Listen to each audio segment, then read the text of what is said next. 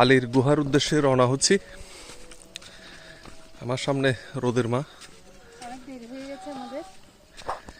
আমরা গুহার জন্য মনে হয় ঠিক আছে, আরো আগে আসা দরকার ছিল। এই যে আলীর গুহা সামনেই। এটা হচ্ছে আলীকদম, বান্দরবান পার্বত্য জেলা, ৩ নং নয়াপাড়া ইউনিয়ন পরিষদ। আলীর গুহা পরে লেখা আছে, লুকায়িত সৌন্দর্যের খোঁজে ঘুরে আসুন রহস্যময় আলীর গুহায়। এই যে এখান থেকে শুরু, আবারও সেই টঙের ঘর। সুন্দর জায়গা, কিন্তু একটু গরম হওয়ায় আমাদের কষ্ট হচ্ছে। এই যে এখান থেকে যাত্রা শুরু, সিঁড়ি প্রথমে অনেক খাড়া সিঁড়ি নামতে হবে। এই বাচ্চাদেরকে একটু ধরিস, রাখো, এক একজন হ্যাঁ সাবধানে। সাগর কই?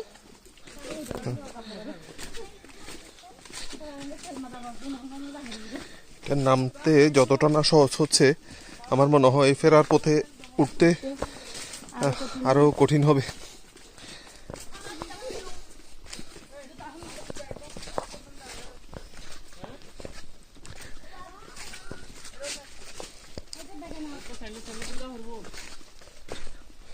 স্যান্ডেল খুলতে হবে আর কি সবার। যে ঝিরি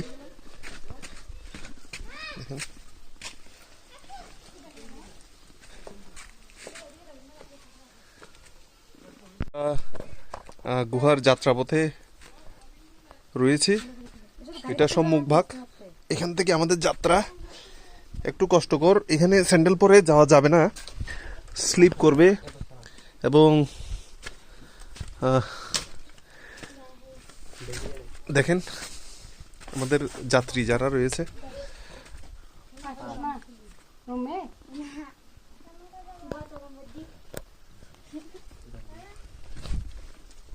বোতলের মধ্যে কি সরটা পেয়ে দেয়।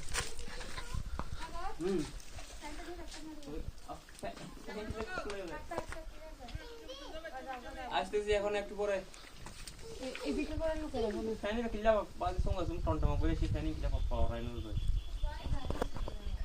দুঃসাহসিক অভিযানে নেমেছি আমরা। প্রথম শুরুতেই আমরা কুপকাত, জানি না কতটুকু যেতে পারি। রাস্তার এখান থেকে তো এখন প্রায় 12:30 মতো বাজে, কিন্তু ভিতরে মনে হচ্ছে যে খুব ভোর এখনো।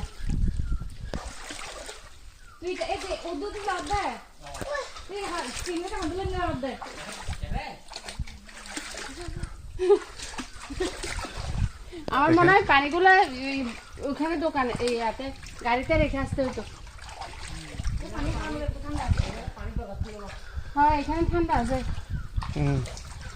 নাকি? পানিটা কোথাও রাখবা?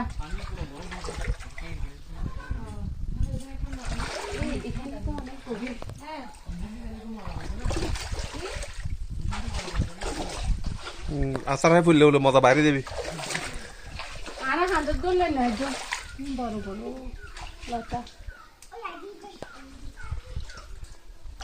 গুহার যাওয়ার পথে দেখেন অনেক ছোট ছোট গর্ত রয়েছে।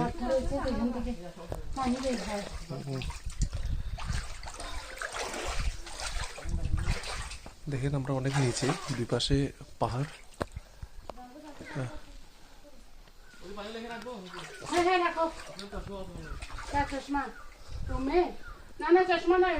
না ওই এটা সানবক্স।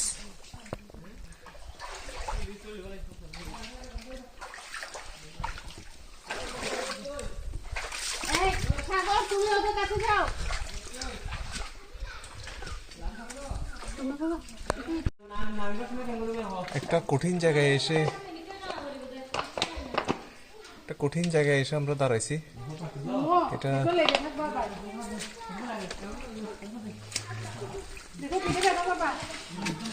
একদম আসলে একটা পা দেওয়ার জায়গা আছে, শুধু দেখেন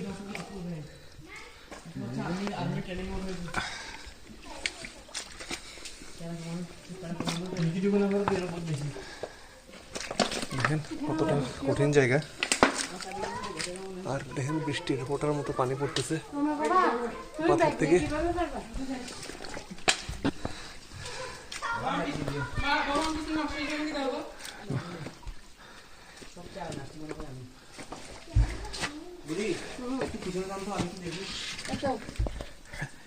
পারবে একটা এই সাইজ গাছ পড়িবে আবার।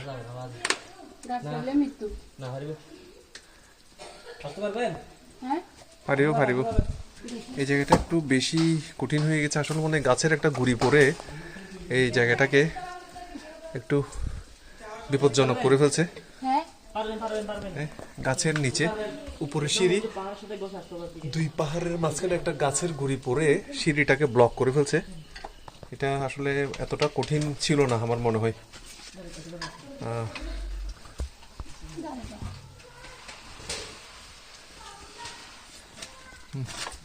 দেখছেন কিভাবে চলে গেছে। এখন আমার পালা।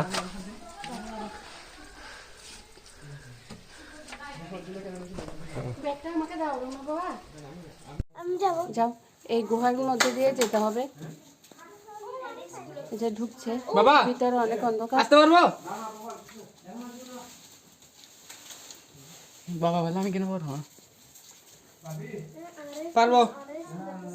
না না, এখানে অনেক অন্ধকার। ওদের কাছে লাইট আছে। দাও আমাকে দাও।